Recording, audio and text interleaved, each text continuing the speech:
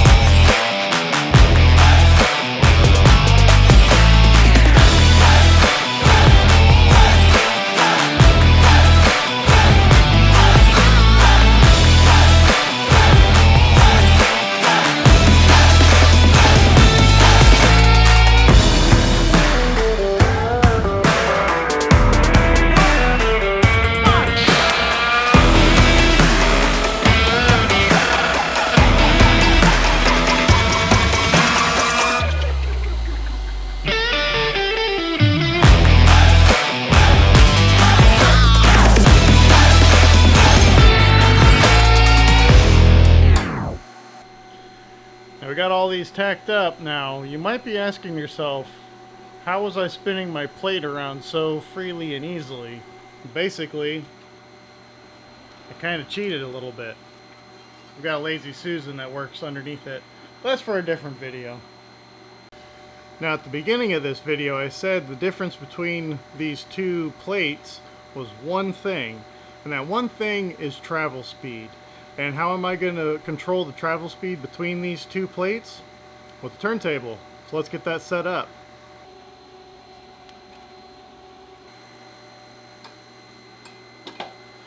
This is my TIG turret from Artifact Fabrication. Again, not sponsored or anything, just wanted to show you. This is one of the turntables that I have and the one I'm going to use for this video. So it's set horizontal right now, and we can put it up to vertical and we're good to go. Alright, we got the positioner all set up. This video is not about setting up a positioner. We'll do that at another time, but I do want to stress something. I know you probably know this already, but if you don't, it is very, very important that you put your ground on the positioner. There's usually a grounding lug that's on the positioner somewhere, and you have to have the ground going directly to the positioner or it will backfeed into the cord. So if you're working somewhere and you see a positioner that's all chewed up and burnt and everything like that, that's because somebody welded with it without putting the ground directly on the positioner. A lot of places they'll put wood or plastic or something to insulate the positioner from the table so that you have to put a ground on there. Now, one thing I would suggest doing, and I would like to do it with this one, is putting just a short ground cord with a magnetic ground or some type of thing so that you don't have to detach your machine ground from the table. All you have to do is just hook the ground right to the table from the positioner itself, just to save a little bit of time. I don't know how many times I've heard people say when they're welding stainless, what they want to do is lower their travel speed to lower their heat input. And I don't know why, but I always thought that was kind of a crazy concept, and my reply to that has always been, when you think about firewalkers, do they tiptoe across the coals or do they hightail it? So we're going to turn the travel speed way down on this thing, pretty much as slow as it can go, and see how it welds. And just so you know, I'm really not looking forward to this. Now, one thing to note, I'll be welding both of these at 100 amps. I don't want to change the amperage for this scenario because the only thing I want to change is the feed rate and the travel speed. So you can see the difference in how important speeding up your travel can actually be. One thing with this joint too, I had these plates cut and the actual joint is almost right at 10 inches in length. And with going as slow as this is, it took 7 minutes and 5 seconds to weld all the way around this. As you can see here, the puddle, it's okay, but it's starting to get a little watery, and it takes a lot to control this. You really gotta be careful.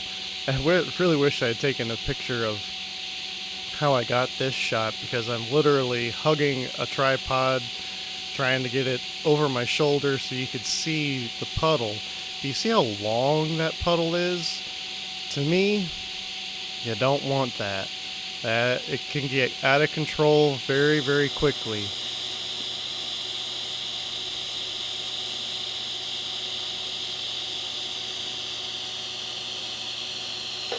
Went through a lot of wire doing this too. Now, in all honesty, this welded out a little bit better than I was expecting, but where you run into the problem is as you're going around, you're going so slow, you're building up so much heat, that puddle really becomes almost uncontrollable. You really got to fight it. It starts swirling around, it starts going all crazy and stuff. So if you're noticing that when you're welding stainless, you might need to raise your travel speed. One other thing to keep in mind, with that one that I just welded, which was super slow, I was also stopping about every quarter to adjust for camera angles and different things like that, so I had time to cool off. Now, I'm not looking forward to this, but I'm going to weld one completely all the way around without stopping, and we'll see how it turns out.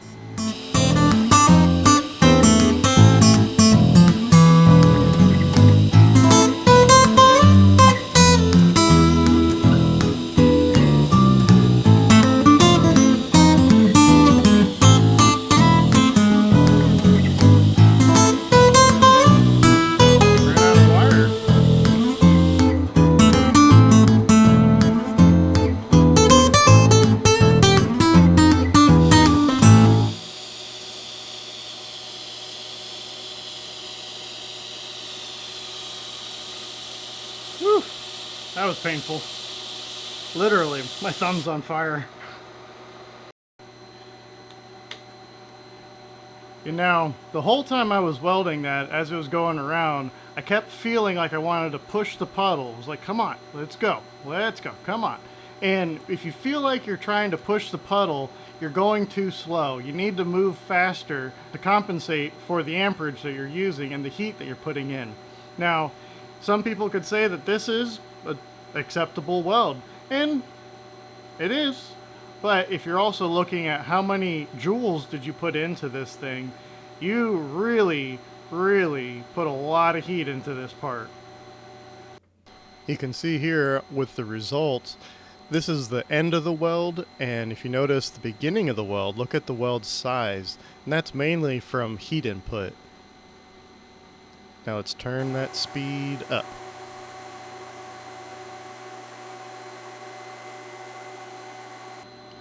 For this faster speed, it took 1 minute and 53 seconds to do the same weld as it did the slower speed at 7 minutes and 5 seconds. You can see here everything's going a little bit quicker, a little bit faster, everything's a little bit smoother. And remember, where are you looking at in this one? I'm looking behind the tungsten, at reaching up on that top corner. And I'm also looking at that front edge of the puddle. See how it looks like it's diving down into that corner? I'm just wanting to satisfy that puddle and just keep it moving as it's going around. And you can see there's hardly any heat input going into this plate, and that's what you want to see. You don't want to see the heat affected zone going all the way out, especially when you get close to those holes.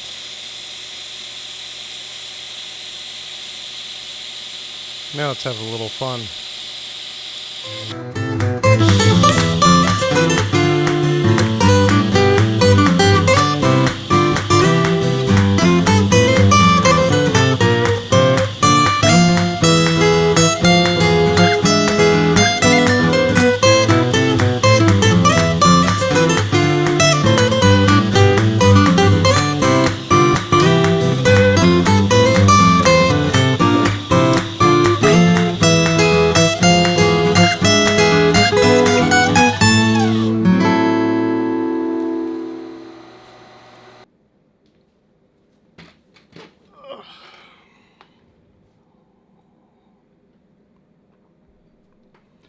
I hope this video helps you a little bit with understanding why you need to go a little bit faster when you're welding stainless, and really when you're welding a lot of materials.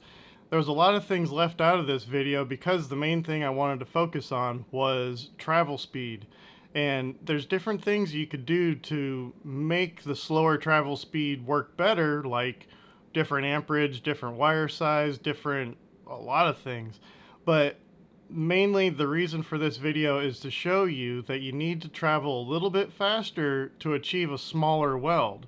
And if your puddle size is getting out of control and is getting too big, or you start to see it start swimming around and it's going crazy, it's probably because you're getting the part too hot and you're not moving fast enough.